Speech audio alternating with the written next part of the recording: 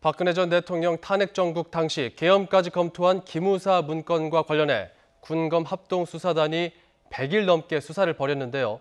장교 3명만 재판에 넘기고 사실상 활동을 마무리했습니다.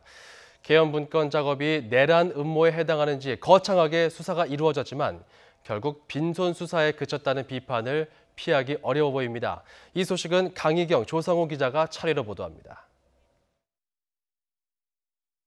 지난 7월 초 박근혜 전 대통령 탄핵 정국 당시 계엄령 발동을 검토한 국군기무사령부의 문건이 공개됐습니다. 이후 군인권센터에서 조현천 전 기무사령관 등 관련자 10명을 내란 예비 음모 등의 혐의로 고발했고 곧이어 군검 합동수사단이 출범해 본격적인 수사에 착수했습니다. 100일 넘도록 수사를 이어왔지만 문건을 작성한 핵심 피의자 조현천 전 기무사령관에 대해 결국 기소 중지 처분을 내리기로 했습니다. 조 전 사령관이 지난해 말 미국으로 출국한 뒤 귀국을 미루면서 아직 신병을 확보하지 못한 겁니다. 이 사건의 전모 및 범죄의 성립 여부를 최종적으로 판단하기 위해 핵심 피의자인 조현천 전 사령관을 조사할 필요가 있으나 현재까지 소재가 불명한 상태입니다.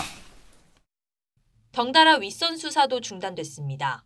합수단은 박근혜 전 대통령과 황교안 전 대통령 권한대행, 김관진 전 청와대 국가안보실장과 한민구 전 국방부 장관 등 8명에 대해 참고인 중지 처분을 했습니다.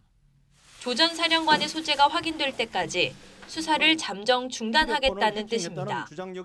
다만 소강원 전 참모장 등 기무사 장교 3명은 허위 공문서 작성 등의 혐의로 불구속 기소했습니다. 계엄 검토 사실을 숨기기 위해 위장 태스크포스 관련 공문을 만들며 조직적으로 은폐한 것으로 드러났습니다. 지영관 전 참모장은 수사 과정에서 정치에 관여하는 등 군형법을 위반한 사실이 추가로 확인돼 서울중앙지검에서 계속 수사할 방침입니다. YTN 강희경입니다.